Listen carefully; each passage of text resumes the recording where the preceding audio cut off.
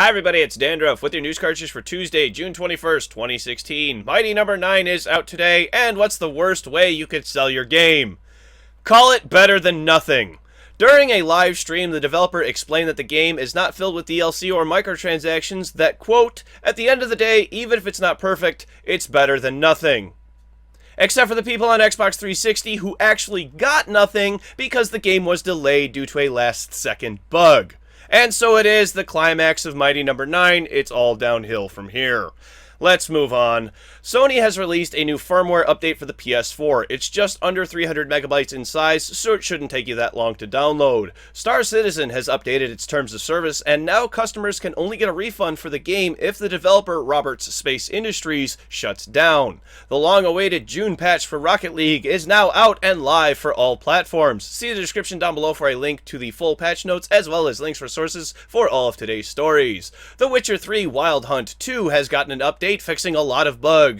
And we're not done with the updates yet because GTA 5 has a new update with a new car faster than any of the others, and it will set you back in-game $2 million. Firaxis has released yet another trailer about Civilization 6, and this one details how the new city layout will work in conjunction with the new districts mechanic. The Metroid Prime spin-off, Federation Force, will have amiibo support. That's pretty cool if you like plastic toys. And holy hell, the Battle Mode Season Pass for Minecraft Console Edition is going to cost $10 or half the price of the base game.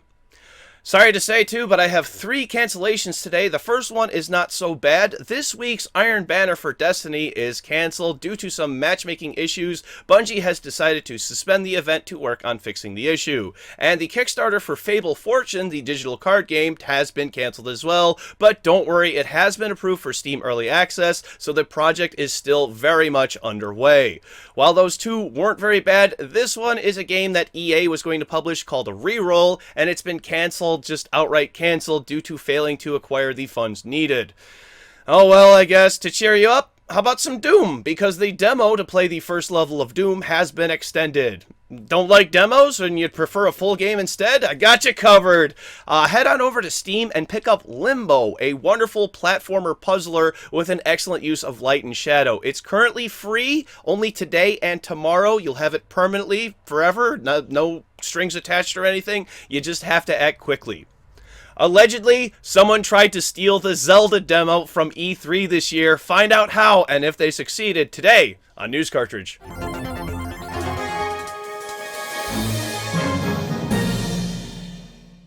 TinyBuild is the publisher of many indie games, including Speedrunners, Punch Club, Party Hard, One Troll Army, Lovely Planet. The list is actually rather extensive and very impressive. They put out a lot of good games. Yesterday on their website, they made a post stating the popular game key resale site known as G2A had sold $450,000 worth of their keys, and TinyBuild saw none of it.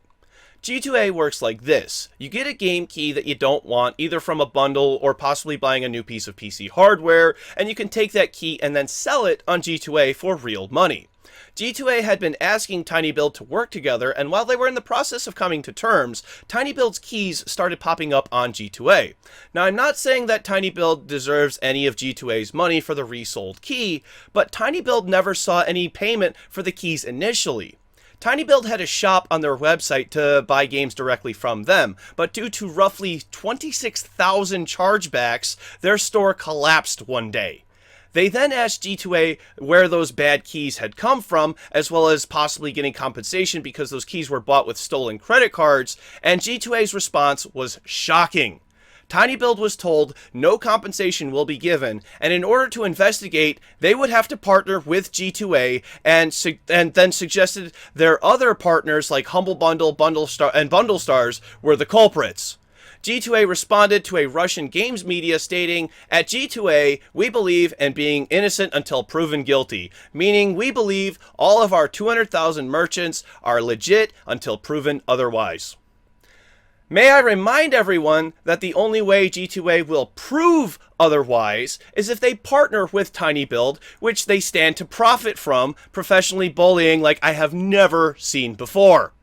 I can no longer turn a blind eye to the people who use G2A. I shall not only not recommend them, but recommend people stay away from them for this very reason. At the very least, if they were fraudulent purchases, which they are, G2A should do everything they can to assist whomever they can, and they're outright refusing to do so. What dickbags. One of my favorite moments of playing games online is being accused of cheating. I don't cheat, and I take it as a compliment, but I have never been questioned to prove that I wasn't. Blizzard has questioned a 17-year-old Korean girl whose online handle is Gregory because she is so good that Blizzard thought she was cheating but couldn't detect any cheats. 2 other Korean players have said that they will retire from professionally playing if it was proven she wasn't cheating. So they asked her to live stream it, and holy crap, she just kicks ass. Find a link to the full video of her playing down below. Skip to anywhere in it because she's just amazing and just handing people their face the whole time. Those 2 professional players, well, they quit. And if you get that good, you too yourself could earn one of these very fancy gold gun skins for moving up in the ranks in Overwatch. Let me know what level you are in Overwatch and who your favorite character to play is in the comment section down below. I love D.Va and I'm level 33.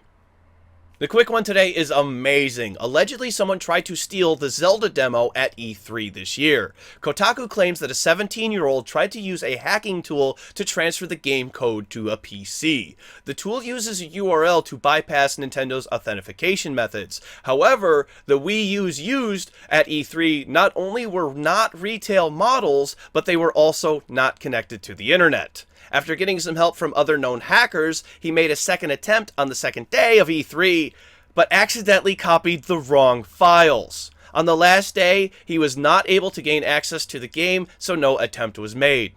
Kotaku themselves was not able to confirm that any of this happened, so it may or may not have, but either way, the new Zelda looks good, and if it would have succeeded, you can bet I would be playing it right now.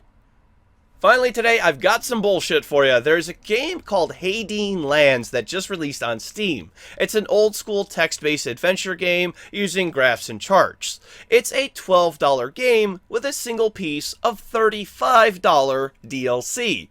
Now, for almost 3 times the price of the base game, it's gotta be amazing DLC, right?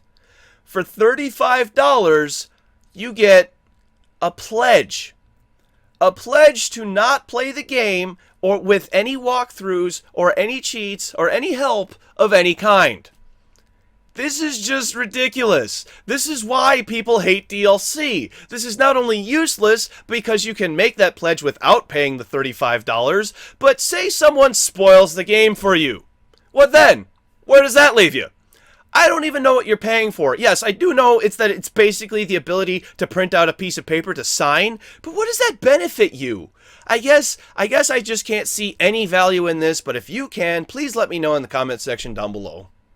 Huzzah! Tomorrow's game releases for PC, AI Ball, Breached, The Last Leviathan, and Perino Party. For Xbox One, Lumbo, and Into the Belly of the Beast. Thank you very much, everybody. This has been News Cartridge. I am Dandruff. I'll see you tomorrow. And what's Hitler's favorite video game? Stay with me now.